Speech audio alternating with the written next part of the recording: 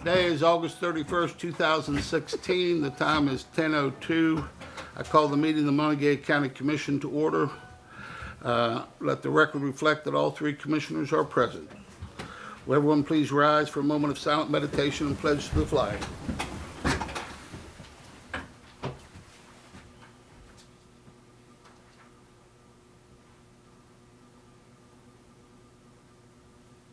Thank you. I Pledge allegiance to the flag of the United States of America and to the republic for which it stands, one nation, under God, indivisible, with liberty and justice for all. All right, Renetta. Good morning. Morning. Good morning. We have 60 exoneration listings for $22,906.92. No minutes to approve this morning. Vouchers, General County, $212,786.66. Full severance, $7,950.01. 911, $433.37. Camp Muffley, $8,147.44. Mason-Dixon Park, $410.35. Assessor's valuation, $219.34. Purchasing card vouchers, General County, $21,028.42. 911, $206.65. Home confinement, $88.50.01. Camp Muffley, $80.54, for a voucher total of $260.112.79. And we have one transfer, General County Fund to Mason-Dixon Park Fund for $40,000. No budget revisions. Two positions open on the Mon County Planning Commission. One position open on the MPO Citizens Advisory Committee, and positions open for the Farmland Protection Board. Fiduciary matters, fiduciary orders of August 31st, 2016. Move for approval. Second. I have a motion and a second. All in favor say aye. Aye. Aye. Motion passed. Thank you. Do we have an introduction of any new employees with personnel changes? Not that I'm aware of. Okay. Comments from the public. This is the time that anyone has anything they want to say. Please stand and state your name and address, and you have 3 minutes to speak. Anyone wish to speak? Hearing none, I close the comments from the public. Colleen Coon, Grants. Hi. Good morning. Morning. I have one request for reimbursement, and it's for the Community Development Block Grant in the amount of $1,392.49. Okay. Move for approval. Second. We have a motion and a second. All in favor say aye. Aye. Aye. Motion passed. Very good. Thank you. you. Okay. All right. We're a little early. Let's jump down to correspondence. Okay. Moving a little faster than expected. The sheriff has sent notice that he has received a check for $100 for a citizen wishing to donate money to the purchase of body cameras, and he's asking for this money to be deposited back into his law enforcement budget, $459 capital outlay for the future purchase of body cameras. Do we need to do anything with that? Well, I would like to prepare a budget revision for next week. And But this is Okay. for the record. Okay. The Monongalia Health Department has sent a copy of a letter that was addressed to Catherine Moffett, MD, Professor of Infectious Diseases at WVU Department of Pediatrics. Would you like me to read? Yes, please that? read the letter. This is especially worthy recognition. Recognition of Public Health Assistance. Dear Kathy, Monongalia County Health Department, including the citizens and visitors to our county, want to express their gratitude for your thoughtful and timely interaction in your actions during Morgantown High School band camp visit to WVU Jackson's Mill in Lewis County on July 28th and 30th, 2016. While being a chaperone at a school event is sometimes more than what the average parent is willing to do, you were willing to bring your expertise and talents as a pediatric infectious disease physician to the situation where there were multiple potential rabies exposures. Because of your assistance in the assessment and interview process, of the 38 individuals in the cabin, only 3 people were determined to be at moderate risk of rabies. You were proactive and organized a medical team that processed those students and adults. Had you not been the team leader to prioritize individual risk exposure, the outcome could have been very different. In today's risk-aversion society, this small incident could have been deteriorated into an uncontrolled event involving panic and unreasonable behavior. Only through these interactions and collegial relations can we get out in front of situations such as this. Therefore, we are recognizing your efforts and including a certificate acknowledging your service to the community and county as a hero of public health. Your name will be added to our webpage under Heroes of Public Health. Again, we sincerely want to express our appreciation for your notification of Monongalia County Health Department and your assistance in this matter. Please let us know if there is anything that we might do for you. Warmest regards, Lee Smith, MD. That's to Dr. Catherine Moffett, Professor of Infectious Diseases, WVU Department of Pediatrics. Would the commission be willing to send a letter of acknowledgement to? Yes. So move. Second.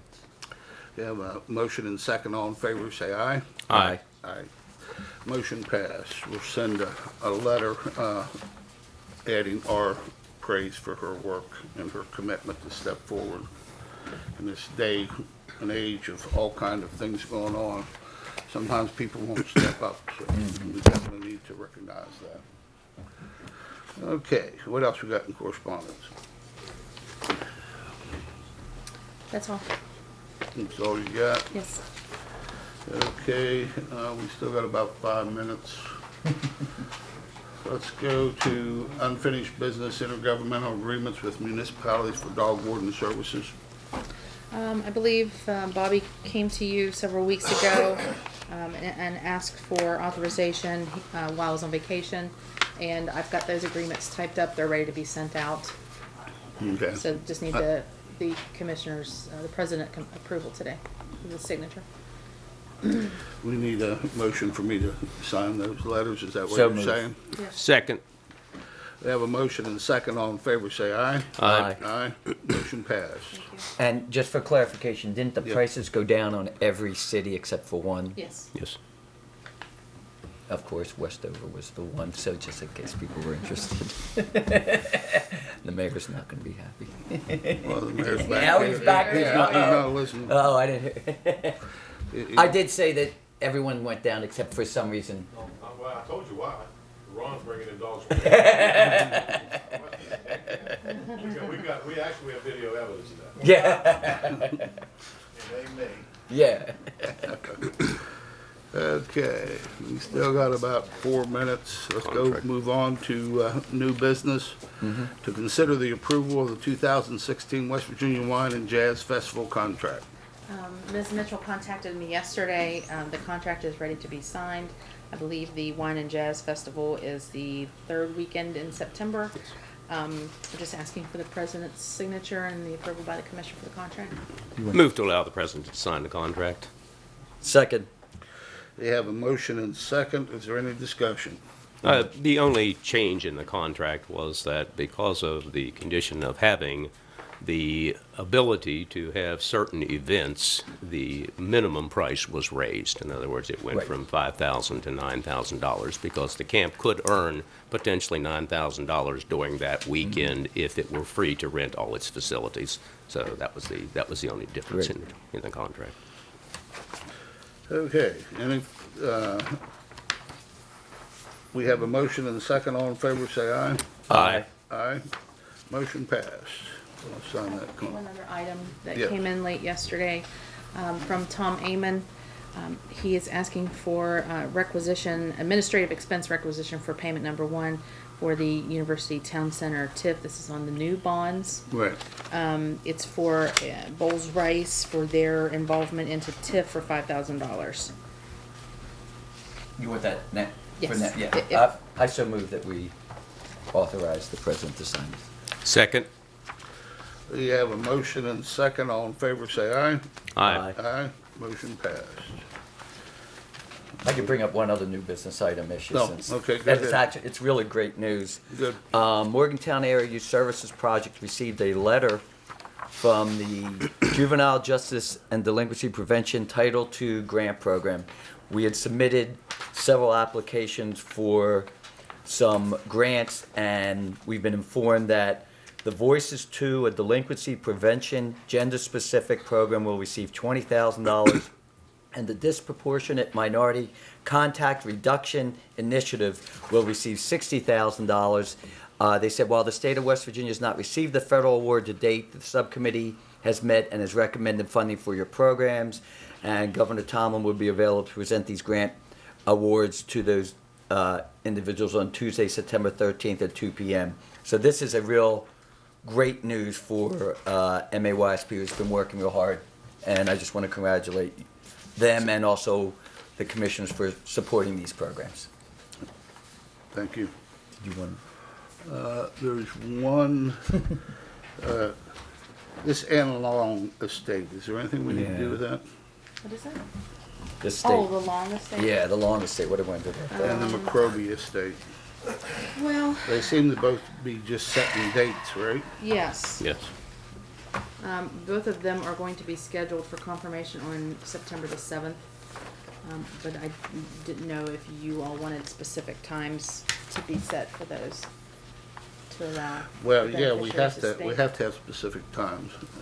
Should they be a half hour apart? So we know, so people know when they Yeah. have to be here, and not just a single day. So do you have let's start with the Analong estate, the objections that were received on that. Okay. Wednesday, September 7th, at what time? 10:20. Okay. Can I have that motion? I move that we have the Analong estate at 10:20 on September 7th. Second. Have a motion and a second. All in favor, say aye. Aye. Aye. Motion passed. Now the objections on the estate of Geneva McCroby, also for September 7th. Let's do 10:30. Okay. Move that we have the Geneva McCroby estate objections heard at 10:30 on September 7th. Second. We have a motion and a second. All in favor, say aye. Aye. Aye. Motion passed. Okay. Okay, Thank you. that's all I see in this packet. Okay, we got 9:15. This is, or 10:15, excuse me, 9:15 going backwards. All right. This is the estate of Arthur P. Scotchell, petition to find former administrator's fourth and final accounting deficit, second annual accounting by Larry V. Starcher, administrator, CTA, objection to the second annual accounting. Judge Starcher, if you would, sir, identify who's here with you. Here with me for the estate is Lou Scotchell, one of the heirs, and Arthur and Lou Scotchell, his sons, who are heirs, and Patricia Holtz, sister, daughter, heir. Okay. And Jacques Williams is here, but Jacques Williams is not technically involved in this. Jacques represents me and the 5 Scotchell heirs in a suit that we have filed against Keith Pappas and John Scotchell, 2 previous executor and administrator of the estate. Okay, then you want Jacques to speak on your behalf? No, Jacques doesn't represent us in this matter. He doesn't represent you. Oh, I'm sorry, I misunderstood. Who do you represent? In another capacity. I'm here because I'm interested in these proceedings. They're collateral to a lawsuit in the Circuit Court of Monongalia County, in which I'm representing Justice Starcher and the 4 individuals who were presented to you just now. So if I may answer any questions at some point, I'd be happy to do so, but Justice Starcher is appearing pro se, as it were, Okay. as administrator CTA. He's here also because Ms. Smith did not notice me of her, if you call this a motion, her letter of motion, I will call it, to not have this hearing today, but to defer it and refer it to the fiduciary committee, commissioner. She didn't notice me at all. She, for whatever reason I can't dream of, but she did not. No email, no letter. Fortunately, Jacques sent me something. And this was set for July 6th. And we thought that great date was agreed on. But Keith called, as I understand it, I'm told, of course, I didn't listen to the call, and didn't want that date. Then we juggled around with 2 or 3 dates, and then Renata asked if I objected if we did the 2 together on the same day, and I said certainly not, whatever. This was a day that she thought we could do it, and we said it, and for some reason they don't want to show now. If I can provide just a little bit of added clarification. Ms. Smith sent me the letter that was intended for Justice Starcher under the impression that she couldn't send it directly to Justice Starcher. And I received it by email sometime within the past week. I'm unsure as to what date, and then I forwarded it on directly to Justice Starcher. But that was the reason why it was sent to me, was because of my representation in this other case, and she not wanting to communicate with him directly. Okay. For clarification for the records, because I want to set it Go straight. ahead, sure. I was here when the letter arrived. It was yesterday, correct? Monday. I was shocked, so I immediately called. I want you to know, Ms. Smith, to ask what's going on, and that's what precipitated all the action going on to try and verify why they were coming and not coming. I was informed that they never received a letter, that they weren't planning on showing up. And then I talked with Ms. McClure to try and clarify everything that was going on, because I was on the assumption, and the other two were, that we had held off for several months for this date, and everyone had agreed to this date. So maybe unless Ms. McClure would say something else, that's where the confusion was, because I was shocked 48 hours before we got this letter, and I also noticed that you all weren't on it, which also voiced a concern that I had. So is there anything else that, because I want everything to be out up front, so why? I also called Mr. Scotchell to inform him of this letter that we just got, and if he had received anything, and he hadn't. So is there anything else? I'm trying to put everything so everyone knows. This Sure. is not a typical, Yeah. this is not a typical situation. Normally, a filing would be done with the clerk's office, and then in turn, I believe they would send a notification out to all the interested Right. parties. And it was sent directly to us. We got on the phone and made the arrangements for the dates. Everybody agreed to them. We thought that was a done deal, so I don't really know. Well, that's my difficulty. Well, it should have been a motion to dismiss, I mean, to continue, and it should have been filed in the clerk's office. and Right. You all should have responded to it, that's correct. Right. That's what concerns me, because the way I read this letter, even if we schedule it for another time, they're not showing up. No, it's a matter to delay. And there's one suggestion in there that it could take, if it's referred to the commissioner, it could take days or even weeks. And all that really represents to me is billable hours for somebody else other than me, as you all know. Right, you're At doing least pro bono. Two of you know that I Yeah. have made not one penny and will not make one penny, but invested probably hundreds of hours by now on this. Yeah, my concern is, and as the president just stated, and I did say this to Lou, that I have a concern if we continue and hear this now, and then they come back and say, we weren't there, so it's null and void. But at the same time, I'm very concerned that, and I said, I told her that I was very unhappy with the situation 48 hours before, because everyone had agreed to this date. We had put time in this meeting for this hearing, and everyone was preparing for it, and this was a surprise. And I was very honest. I said I was very angry that we, wait 48 hours before, and then this is without even knowing anything. So that was my concern. However, Well, she does have, they do have a right of appeal to Yes. anything we do here, and they can use that as a grounds. The question, I guess, that we've got to answer ourselves is that basically she's not even asking for a continuance. Basically, she's saying, I'm not going to be there, you've got to continue this. I mean, I mean, yeah. for Not sure. very good lawyering. Well, I'm just saying, you know how I was. You know how I was as a magistrate on the bench, and Ron, you know how I was. You know that. This just, my problem is it just shows a total disrespect for this, basically probate court that we're sitting as of right now.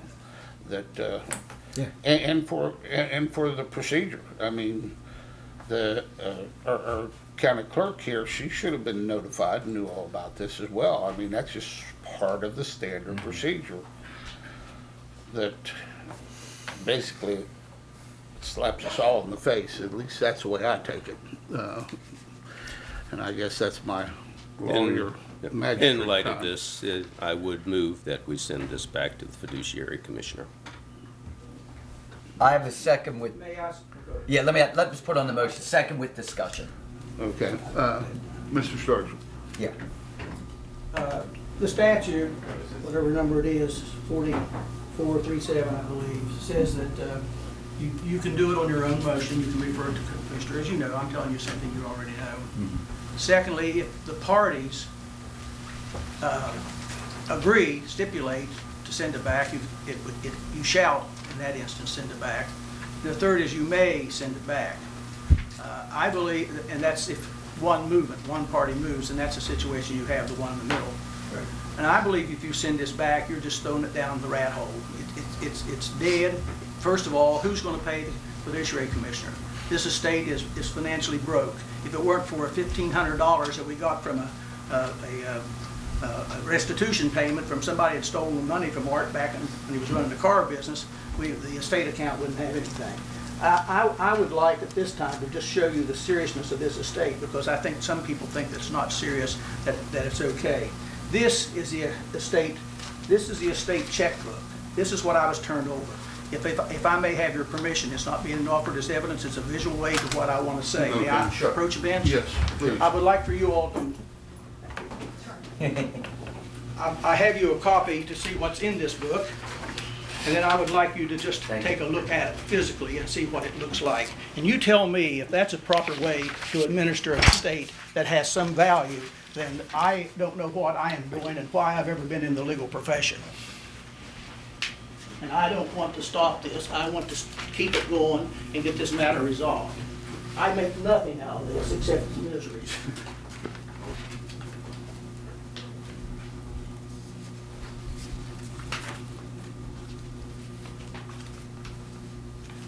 This is all you were given? That's all I was given. With an account that had $1,488.11 in it. That's all I was given. There wasn't even a checkbook for the, no ledger for the Westover Realty, but I was given $30,925 from that, which he reduced from an amount of something like $93,000, which was on the day that the jury said the will he was administering was no good. And he spent some money out of that, mostly paying his friends in the legal profession.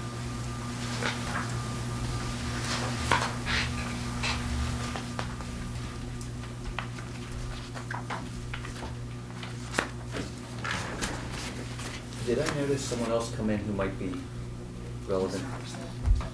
I didn't know. Is he here? Hi, are you here, Mr. President? Is he here for the? You may ask him. Yeah, are you here for about or on what capacity? Just so. Well, Commissioner, you know, I'm the fiduciary commissioner, Yes. and someone suggested that I had time to come over here, and I don't have anything to address to Okay, I didn't know. I just start. wanted to No, make sir, sure. no, sir, no, sir. Okay.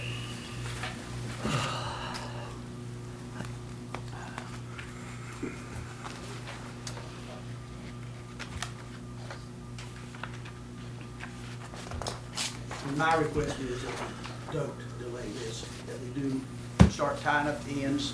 Been trying to do it, and my accounting is to the penny accurate. Some of my comments, we can adjust some of those things, not that I didn't tell a bold lie, but understanding that something like this is information and receipts to Lowe's, to all different places, where Lou Scotchell, when he was authorized, first by Keith, when Keith took over, well, first, because he was the original executor for about a week, And somebody had to run those businesses. He ran those businesses. He has everything documented. There's receipts in here for everything. He paid himself certain amounts of money. You might disagree with how much he paid him, but you can't say that there's no record of what has been done, how to account for that total $111,643. She has her numbers wrong in where she's talking about that he's claiming $350,000. One of those numbers really embodies many of the other numbers which you would throw away, and that number comes down to more like 90, well, I don't want to say $200,000, about $200,000 what it is, instead of 350. But he pumped money into this thing from the very get-go, his own money.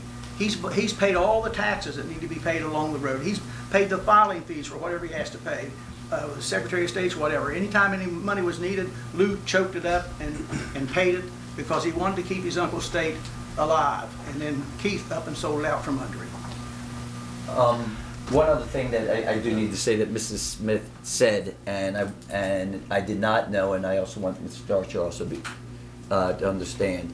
She had stated to me that there were 2 court hearings that's supposed to be announced in the next week or so. Again, I'm not, and that's why I'm asking you. You know anything, do you know anything about any this? 2 court hearings that's going to resolve all this? That's what she had said, and that's why I'm. She's right. Okay. She's right. And that's the reason for my motion. Sure. Yeah. Keith, it's not his first rodeo. He's been to the Supreme Court before on messing around with the states improperly. Just be careful. Yeah, I'm not a very careful person. I know. I tell it like it is. I know, but I'm not I didn't want to get you in But trouble. I'm not Donald Trump. I didn't want to get you in trouble. No. Which is a rarity saying from me.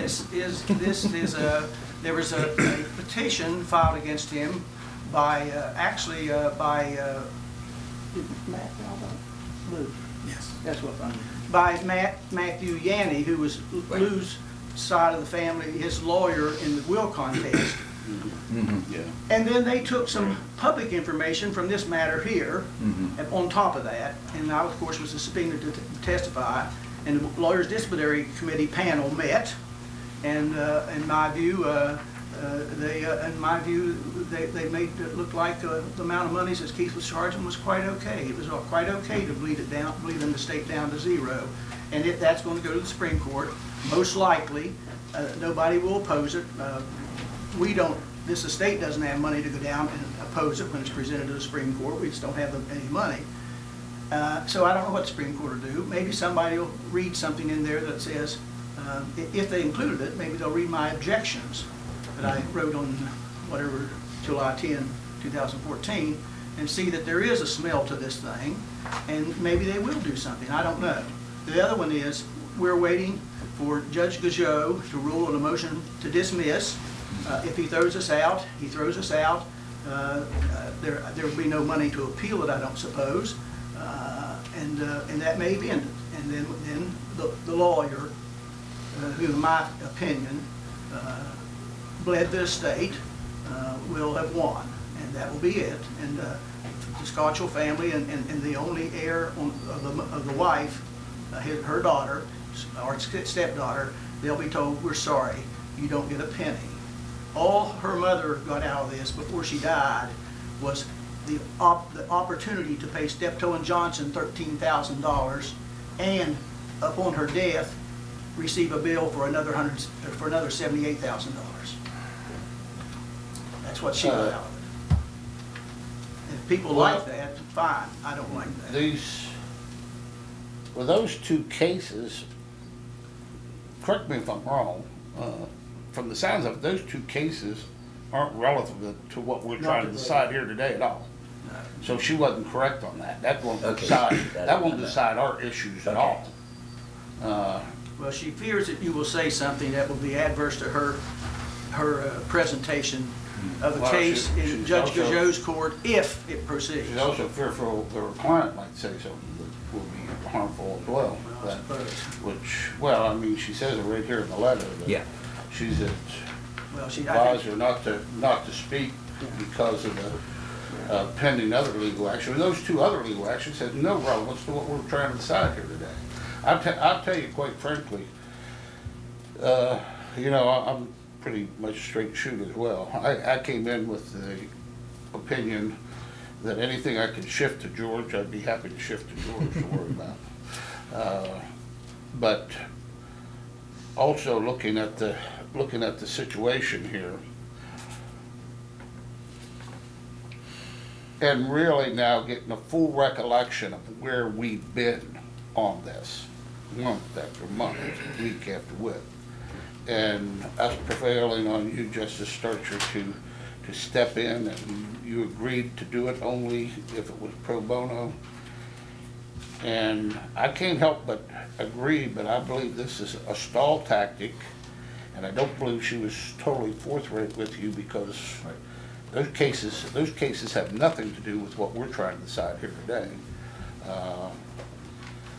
So I understand the motion. I mean, that was my gut reaction, but basically I need to oppose the motion. We need to go ahead and hear this. But anyone want to say anything else? I'm torn. I mean, I was under the assumption when, I had the phone on speaker because Ms. McClure was in, and I'm clear, she said that these two would basically resolve the issue. So that's why I felt that it would resolve the issue. Yeah, I understand why. Yeah, and that's why She basically misled you. Yeah. Based on the representations right here, right Okay, now. if we were, what exactly would we be doing for clarification? Because I mean, yeah. Let me, Go ahead. if it's all right, let me just ask Justice Starcher what relief he's seeking. Yeah. Today. Well, okay. Just take the second one first. The second annual accounting that I did it exactly the way I did the first annual accounting. The language is almost the same, except the 2 cents interest on the checking account each month was a little different, and what little bit of money we had kind of went 3 out cents. the window. They were exactly the same, and the first one was no objections to it, and you all confirmed it, and that was it. That's what I would like to have done with the second one, the same thing, because the same basic information, except the numbers are juggled a little bit. She's actually arguing, to be fair to her, she's actually arguing that I put in information that wasn't necessary to confine myself to the exact statute of what it required. I don't know how you could be overly critical of someone giving too much information if it's proper information to help you understand something. And what's the, so basically you're asking us to find the fourth and final accounting deficient and to accept your second annual account.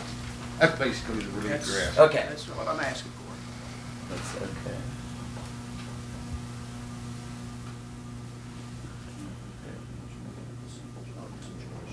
And Your Honors, if I hadn't made this objection and insisted on proceeding with this, they would in essence have like what we call in court a summary judgment victory. Right. It would actually be the end of it, and I think it's wise to let the thing go. And I really don't see how they're hurt one bit in proceeding in the other case. Well, they have a right to appeal, and then the circuit court can decide it. And I'm sure you remember this, I can't remember the date, but I went back and looked at some of the proceedings on the little camera. I thought it was very interesting. I think that's a really good innovation. I think it's a wonderful idea. And I think it was February something or other where this came up, where you all just were insisting that you have a broader picture of what was going on in this estate. And you were talking about the escrow account in particular, the $85,000. That's right. That was in escrow, and one of you thought maybe it was even $300,000. And you were saying, what are you doing with this money? Well, the fact is, what happened to that money, right after the jury verdict, he accessed that money, I think, totally without standing, without authority, and he spent it on mostly lawyers and paid a little bit on the bank account that was becoming much in the rearages at that time. And that's what happened to it, and we didn't have it to use to try to pay off the real debts. So, paid it to lawyers. Well, I'm, after hearing this, you know, and we did request you to go through this, and you did it pro bono. So, as much as I was supporting the motion, I probably will not. I'll vote against. So, do we want to withdraw the motion just No, here? let's just vote against it. Okay, let's just vote. Okay. Having made the motion, I will vote in the assent, of course. Okay. We have a motion and a second. All in favor, say aye.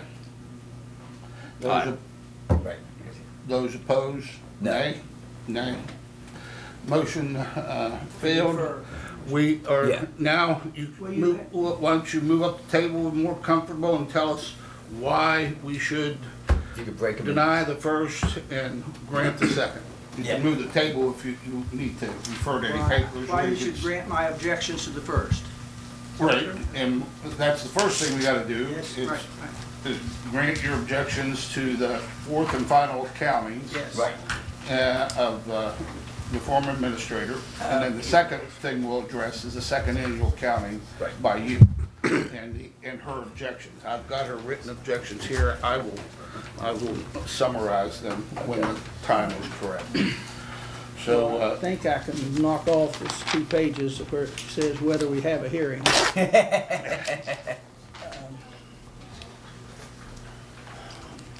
Just as I said in the objections that I filed, I think it was July 10th, 2014, to his fourth and final accounting. Now, I'm not critical of him making that fourth and final accounting because I think the statute required him, as he was exited as the administrator, I think he had an obligation. I think he started his exit a little too late, though. He started it much later. He started after he just continued to operate, frankly, after the jury verdict against that will. One might argue that all the things that was done with respect to that will in this body here is null and void, and might even be an argument to overturn them and go back. But I said, no, let's just pick up the pieces that we have, and I tried to determine what kind of pieces to the puzzle that I had, and I found out that it was like a jigsaw puzzle that you threw out there, and it had 100 pieces, and I started trying to put together, and I was trying to make a whole picture, but there's only 62 little pieces, and it wouldn't work. There wasn't enough there. First, I would comment first on the, I'll just lead through here and tell you some of the things I think. One of the things I think is that he was a bit negligent, and when he would tell what kind of monies were owed to well, it isn't precise at all, what was accounts payable they had.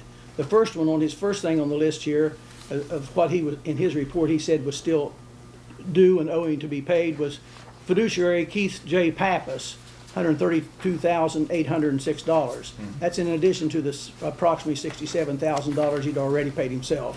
The next one, he said he estimates that Dinsmore and Scholl, that's a law firm that he'd already paid about $50,000 to represent him and represent John in defense of John's will, and you know what I'm talking about.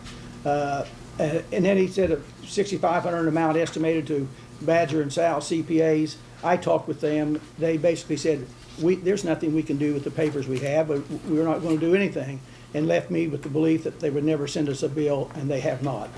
Then he says George Farmer, excuse me. I apologize to George Armistead if he's still here. I call him George Farmer. Sorry, George. George Armistead, the fiduciary, said estimated $2,500.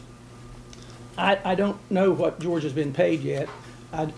On word, I believe, and I believe it, he was paid $1,300 by Lou Scotchell, and he was paid $300 out of the estate funds, and that probably, I'm going to guess, but it's not not that that's known. Citizens Bank, $140,000. That was pretty accurate at that time, but he did not even tell me, and nor did I know or understand that. Here we are. In addition to all those, there was this list of debts or claims. This list that was that was in George and the fiduciary accounts office, because I finally got those from Sharon, George's secretary, and there's nowhere that he really talks about having all these other debts that are being addressed. That is a subject of a separate little comment, and that is when she says that there's all those debts, and then she lists the lawyer I'm talking about, 100 and something, whatever that bottom line is. There's two numbers I have circled there. $112,711. $112,711. Yeah. That figure really encompasses all the other little figures above it, except the one that's circled. There's only two numbers in there that are relevant. One is $120,000. That's the Right. first one. That is a claim which Mike Burrell told Lou that he should file that as a claim against the estate. For the last year of Art's life, he was in terrible health. He was in terrible health. Lou ran his businesses. He took money in. He paid himself some, but that was monies that he spent of his own, and he has documents that shows exactly what it was. That's one account. The second one, the $112,711, is all the little things. Lou was frustrated because he was bothering you folks, and I know you know that what I'm talking about. And he would just be told every time, you got to file a complaint. You got to file a proof of claim. You got to file a proof of claim. He filed them, but lots of those are, every time he might file the next one, he listed the ones before and brought it up to date, and he ends up with a whole bunch of little ones on there that tally that one. And that's not hard to understand, but that's the facts. Right. In addition to that, his accounting, well,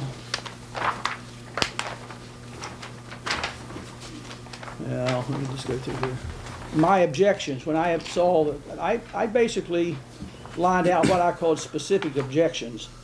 And I know it's a little more than just going right to naming a number, and this is why I object to the number.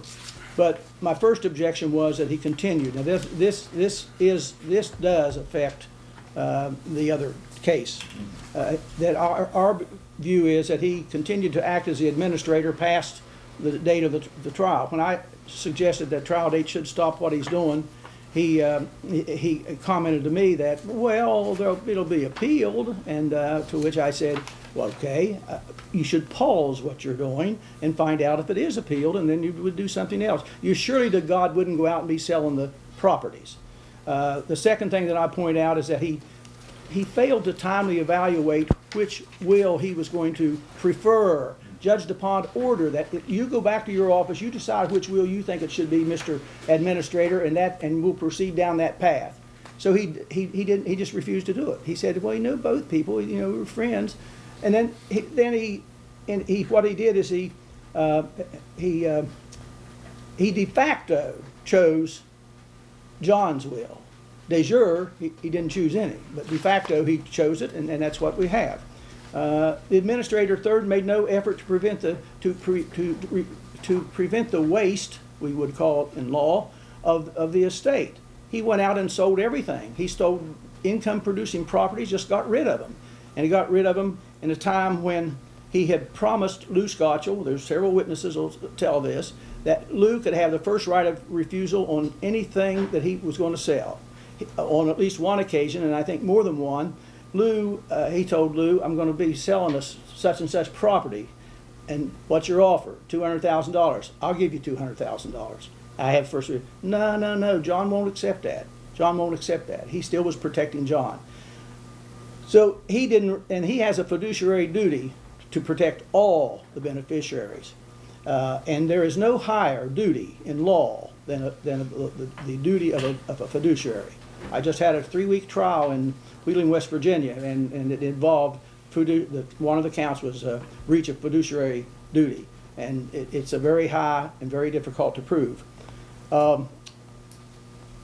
Fourth is he sold all income producing property, including the property at 417 Holland Avenue, for $480,000, all in gross, to a man named Dalton, Eric Dalton, whom I believe he almost not instantly, but just immediately or as part of the deal, used that property, all this property, these several pieces of property, as a security for a $1 million loan. Now, whether he had other properties attached to that, I'm not sure, but as best I can tell, he did not. He borrowed $1 million on the property that he bought through Keith from Art Scotchell's estate. And that's all in the deed books downstairs. The next one is that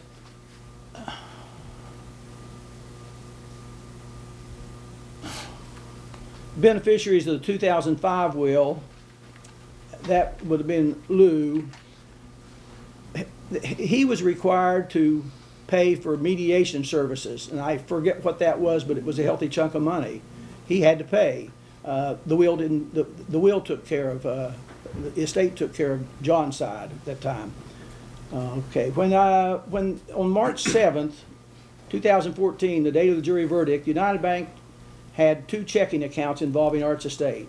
One was the estate account, which I showed you the nice checkbook, and it had $1,488. You can't find that number in there, but it's there somewhere, I suppose. $1,488.11, and the Westover Realty account had $3,970.76. They also had an escrow account of $85,000, one that you asked questions about earlier. That involves specifically the sale of Hollins Avenue.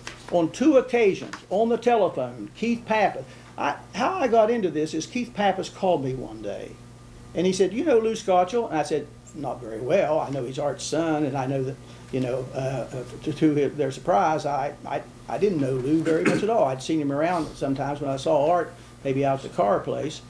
He said, "Well, you think you could help talk to him?" And he expressed how hard he was to work with. And sometimes I will agree with that now that I know him much better. But I said, yeah, and he wanted me to try to help settle this matter. And I liked that idea because I wanted to see it settled. And twice, I'm going back to this escrow account, twice he told me that he had monies escrowed to pay Lou whatever it was. Lou was willing to settle for $120,000. Keith wanted to go with $70,000. And then later he said, well, I gave him $24,000. He gave him $24,700 at one point. That's all Lou's ever been paid back out of his estate. $24,700, despite all that he's expended. And Lou would argue with me and wouldn't agree to it, so I couldn't do anything about that. But then I got involved, and I came down here, and you all helped me get into it.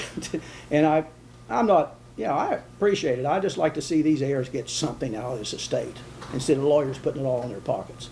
So anyway, that's what they had at the time. The administrator of the will, as administrator of the will at that time, after the verdict, he proceeded to write checks to law offices, to a little bit to Citizens Bank.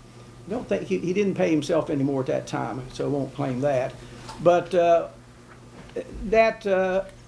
he paid out that $85,000. He spent $56,000 of it on what I called preferred claims, leaving me, when I took it over, only $30,925. And when I come to what debts we had at that time, you'll say, you can't quite do that, can you? And I said, no, you can't quite do that. It won't stretch that far.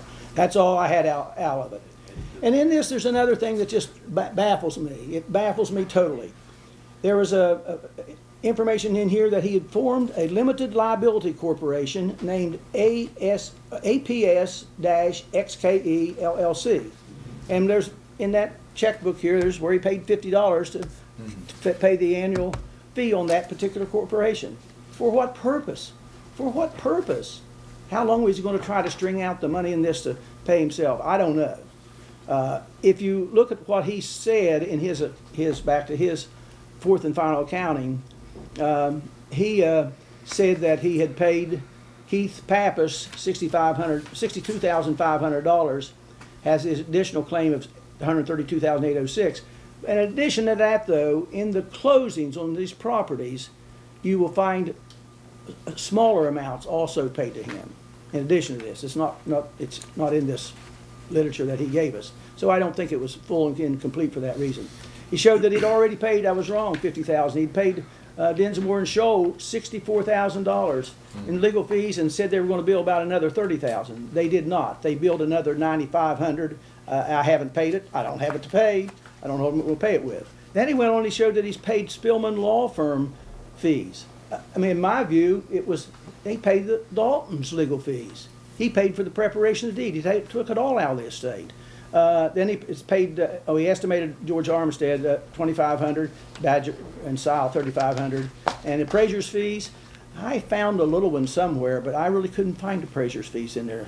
And when I went through all this material, he gave me two boxes, and said, "This is all you'll need to wrap this up." And I said, what about, that's all? Aren't there anything else? I mean, if I become, I don't want them, but if I become the administrator, shouldn't I have the estate's property or whatever? He said, well, there's some file cabinets in the basement. And I said, well, we'll take those out, take them somewhere. He says, I don't want those Scotch boys in my building. And I said, well, he said, you can get a mover. A mover can do. I said, you gonna pay for it? I said, I don't think there's money in this account, because I'd had the papers for a few days. No. I said, well, I'll tell you what, you're gonna have the Scotch boys in your basement, and you can come down and watch us. You come down and watch us, we won't take anything. Now, that's the relationship you get into this, over this estate. And If I may. Yeah. Do you have anything more on why the fourth and final accounting should be denied? I think you've covered it thoroughly. I think it's erroneous. I think it's self-serving. I think it's an example of maybe violating the law, going beyond what he had the right to do. And I just think it's should be, objection should be accepted. Do I have a motion to deny or? Move to deny the fourth and final accounting. Second. I have a motion and a second. All in favor, say aye. Aye. Motion passed. That accounting is denied. Now, the second annual accounting, we have the accounting, how I'd like to do this, out of utmost fairness. I used to have to do this as magistrate a good bit, because we always had a lot of pro bono people as magistrate. I think Lou was in front of me before on different issues. Can I ask you two questions? And Yes. that kind of. Go ahead. Okay, there were two things I remember that we were adamant on, the county commissioners, when we had heard this. The first one was to make sure that none of the funds were touched in that supposedly escrow account. I mean, we were all Right. We were My adamant. question is, what happened, and did any money be taken out of there after we made a ruling on that? Yes. Right. Okay, and February. that's a very important issue to me, because we were adamant on that. He ignored it. He spent it. He spent it Okay, about that's all I need to April know. 7th or 8th. I forget the day. The second issue was, we had a question on how did he sell property when I believe you showed us evidence Yeah, didn't get that he had was it a lien or a deed of trust, and those were the two big questions we wanted answered. Yeah. In this filing. With Yeah. of course, the overall, we wanted to Right. find out where this money Money really went. is. And basically what you're telling us That's all I wanted to hear. is that you haven't been able to find all the money. Well, I can't find any more. We've tried very hard. We've tried very hard to get oil and gas up there. But I did want that as part of the record, because those were the two issues that got us Very big, involved. big issues. Yeah, okay. Lou purchased the deed of trust. He purchased a debt to keep the Exactly. the land from being foreclosed at 417 Holland Avenue. They claimed that the statute of limitations on the deed of trust, which I never heard that, to be honest with you, expired. That statute of limitations. I didn't know that And, was- well, no, I didn't know it either. No. Well, I'm gonna quit paying my mortgage. if that's Yeah, okay. really. I called a real estate lawyer in this town. Okay. Who really does nothing but real estate. He says, well, yes, in some circumstances, and we dug into the code, and I don't remember the code citation, but sure enough, it can. But the debt survives. It does not Okay. mean that you're out of luck. Right. And in this case, I believe I'm right when I say in this case, the deed of trust they claim expired in February 14. Correct. February 14, but the property sale was made on July 1, 2011. It hadn't even expired then, and the note for the debt ran until 2019. And that's why we asked you Yes. to find out that, to clarify it, so we had a third party to find Yeah, out. and they admit that right in there. Okay, If I may. Go ahead. I just Thank want you. utmost of fairness. I'm gonna go down through different things I think are objections, and what we're considering now is Okay. accepting Mr. Starcher's second annual accounting. Okay, well, the first issue, and I'm gonna summarize it in my own words. First issue is that the probate assets of this estate were $77,115, and you came up with assets of over 600,000, that can't be accurate. Well, there's a difference. I was talking about, you see, the estate assets could be very low. And this, I think they even adjusted them higher later. If you have a piece of if you own an estate and it's worth $500,000, but you owe $400,000 on it, you might say that it's only worth $100,000. Right. But you also might say, this is an ongoing business. I'll take over the business. It's got potential. This is what this case is. That is really, and it's appraised. It's appraised much higher, and the value of the estate to the beneficiaries is certainly more than that. The amount that you might put on the form would have to be adjusted down to identify damage. And you use that method to come up with your Yeah, figure? yeah. I didn't say that's what should be on the Right, I on the understand. form. I understand. I'm just trying to be fair to this, to deal with Commissioner Bloom's concern. Yeah. They'll say that Well, this- somehow we railroaded them. There was anywhere from $7,000 to $10,000 of rentals coming in every month on this Right, property. I see that. Well, she basically denies that that was not true, that that kind of revenue was not coming in. Well, Do you have any other thing to say that? well, I got a pack of things either in Broad Gates or in my office that shows where Lou was collecting. At one time, he was collecting and running it himself at Keith's suggestion when Keith first became the, in fact, Keith was going to make him the property manager. It all was going to work out fine, but it fell apart. But he has any income he brought in noted and how it was spent. And it ranged at that time because it lost, some properties went bad, they lost tenants, it was ranging at about $4,000 a month, I think, by that time. Yeah, well, to my recollection, this rental income has been stated repeatedly in a number of hearings in here, and this is the first time I heard an objection that that was not true, so There's rental income. I put that in my weighting of that objection. Okay. You've already dealt with the deed of trust issue. Yeah, it may have expired in February of 2014, but even here she admits that this stuff was sold in 2011, That's right. which was the issue. The deed of trust Should have been paid off at the closing. have to be paid off. Otherwise, people don't have clear title. And there could be a claim to get that property back. Today. I've mentioned that a couple times now. A suit to take that property back from the individuals that are claiming ownership of it.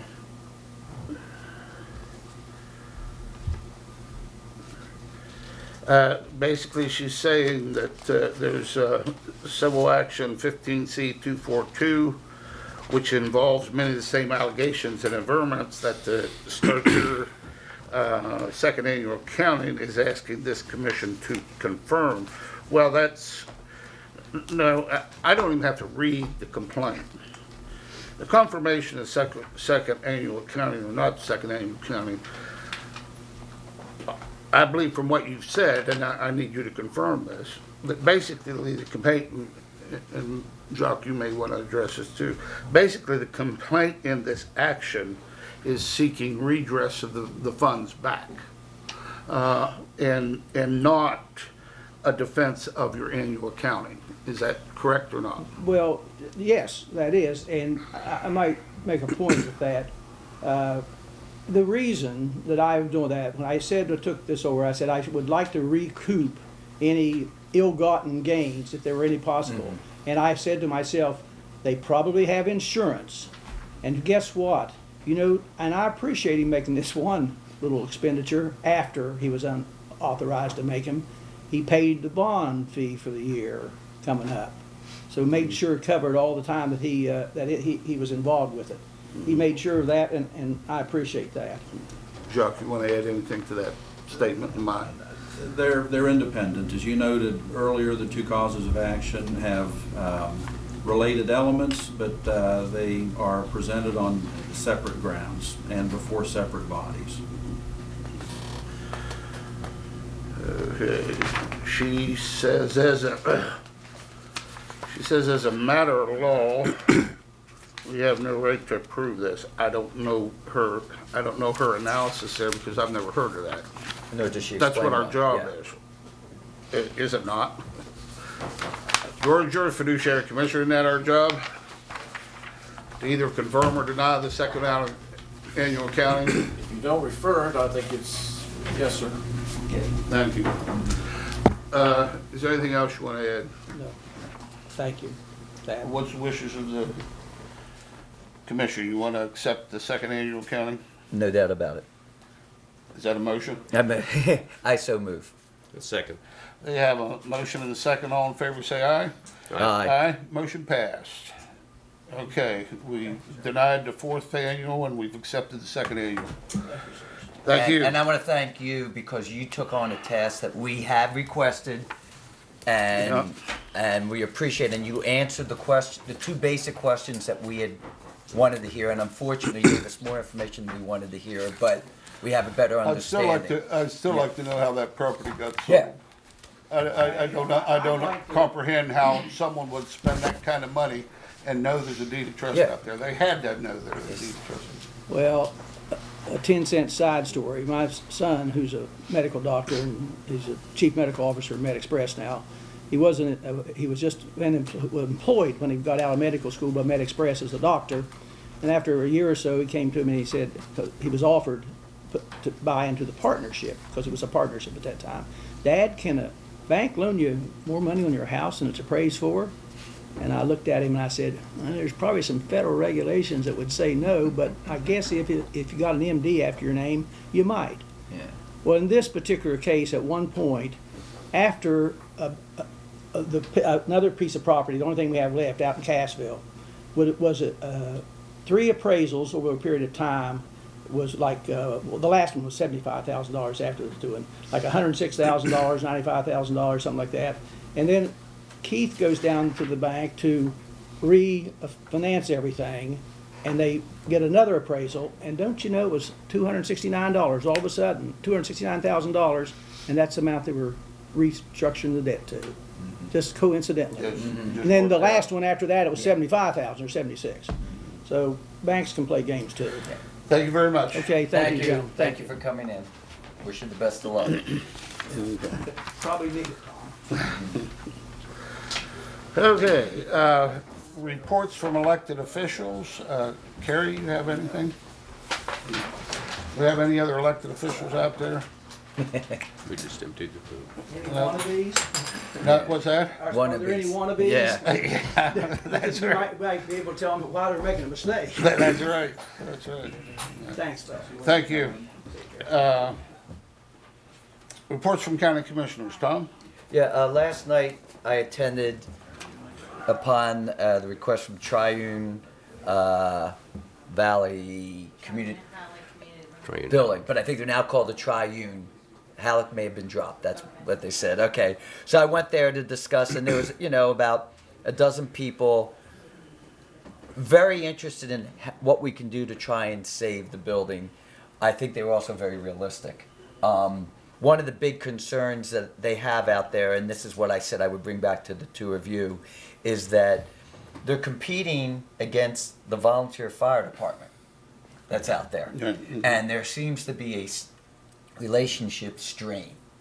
And what they asked me to do was to see if there was some way, if you were to talk to the Volunteer Fire Association, see if they could work together on some way. I think they're realistic that if this continues, they're not going to be able to keep the building.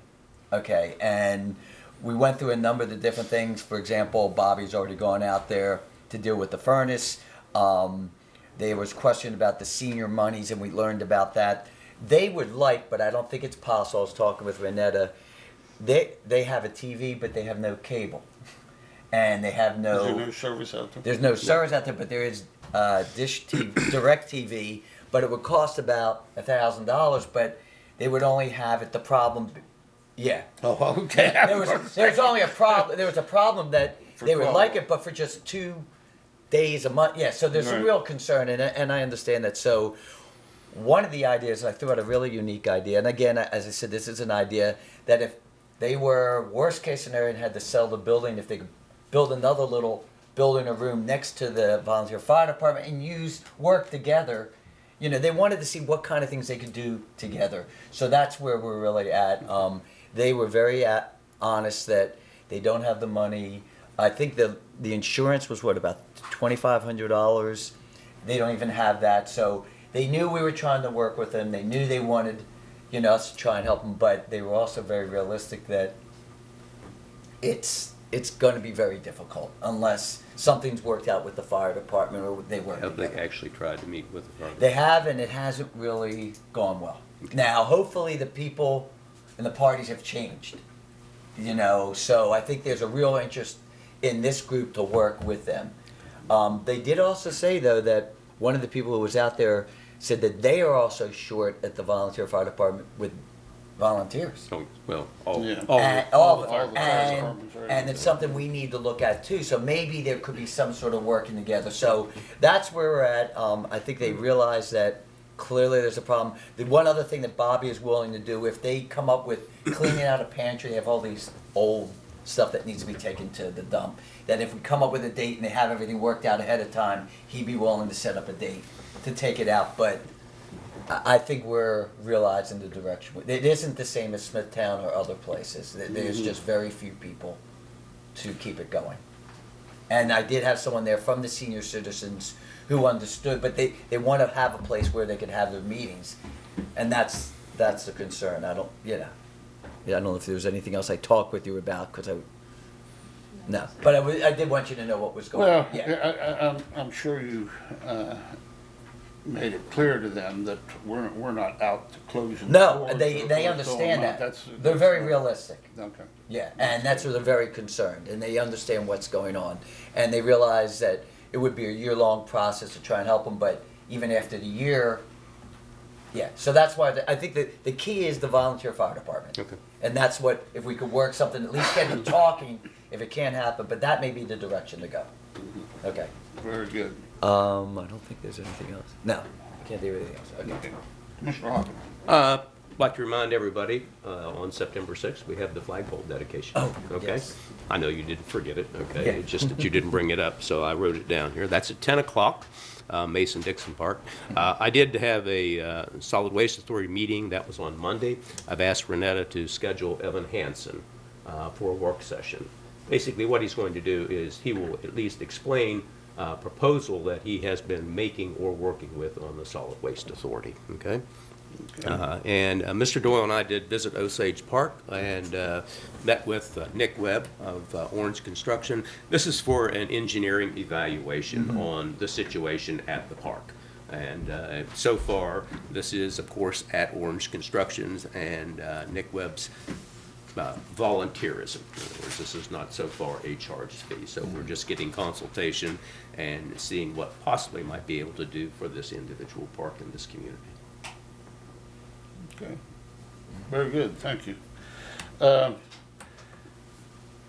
I went to Charleston to the Long Range Disaster Recovery Seminar put on Price Waterhouse Cooper. It was an excellent presentation. All of the 12 counties, is it? 12 counties, I believe, were represented by both commissioners and various EMS people and health department people. I was actually the only commissioner representative from a county that was not directly affected by the floods. Vivian Parsons and Patty Hamilton, the directors, asked if I would attend so that there would be, for two reasons. Number one, someday we might flood and be in, Right. in need. And the second reason was that as Vivian pointed out, and as various presenters pointed out, that this disaster has devastated a big section of the state, and of course the rest of the state, as West Virginians have all pulled together, as West Virginians always do. But it also creates, and this is, I hope no one takes this the wrong way, but what she was saying was And what Price Waterhouse was saying was, this creates an opportunity to make things bigger and better and greater and more, so. And they gave a lot of examples of where that was done, and one place in Kansas particularly was wiped out by a tornado. I think it was called Greenwood or something like that. I mean, there was nothing left. I mean, it was just wiped out. But not only did that county work together, but the involvement of the surrounding counties that weren't affected in the capital county that came to them to help that far Royal.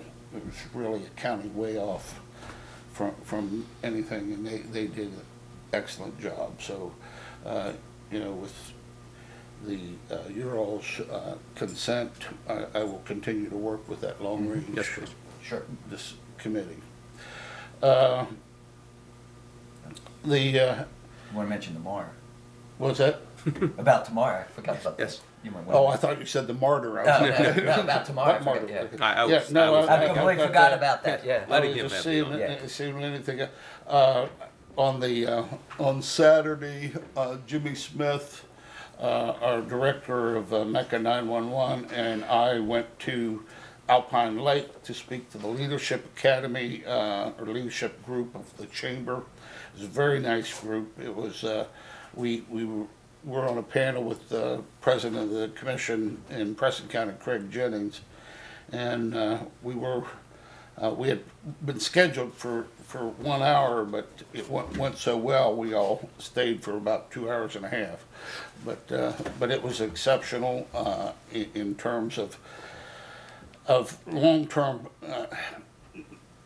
planning and for these various types of disasters. There's all kind of things that could lead to disasters. And this letter, this health department letter, and the doctor there was one of the examples. We think of floods or fires or tornadoes and things like that, but there's also other kind of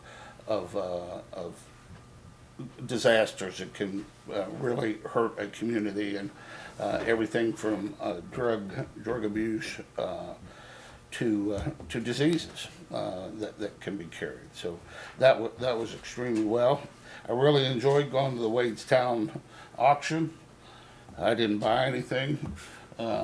Ed bought what do they call it? 3 bunnies. It's Yeah, clutch. 3 bunny clutch. That's it. I was trying to think of the word. He bought a clutch of rabbits. I don't know what he's gonna do. They Yeah. went back to the individual that owns them. Oh, yeah, that's right. He donated them back. Now you own 3 bunnies and I a had goat. 3, well, no, I had 3 bunnies and 3 chickens at the last fair. Oh, okay. All right. And then the big news is tomorrow, the ribbon cutting. We've sent out invitations. I want to thank Renetta and Ryan Lynch and Holly Childs for putting together an invitation, email invitation, been sent out to everyone. It's the actual ceremony will start at 4 o'clock. People will come in via Westover to buy Chuck furniture, and they're not here right now. I want to thank Granville, the Sheriff's Department, and Westover PD. As of 10:30, the interchange is going to be turned over to me, and I got to do something with it between then and 4 o'clock. Stand there with a flag. So I asked those police forces to help me control access to that until the ceremony, for the ceremony, and to direct everyone in. So as the building of the interchange was a total community effort, collaboration, cooperation with this commission, in the history of it, with everyone in the county, the ceremony is going the same way. So it's very good. Following the ceremony, Gibby Gabriel is donating a reception. That reception will give opportunities to a lot of people to speak about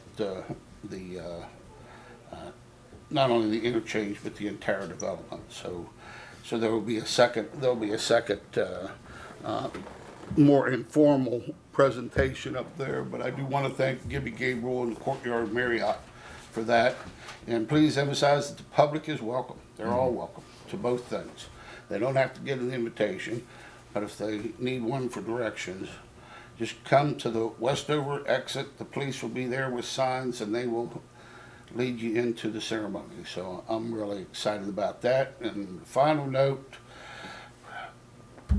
Mountaineers beat Missouri. Yes. They got to get by Missouri. That's I think everyone thinks that we're going to automatically win our first game, but I'm keeping my finger crossed. And go Mountaineers. Anything further? Move to adjourn? Second. All in favor, say aye. Aye. We are adjourned. Thank you.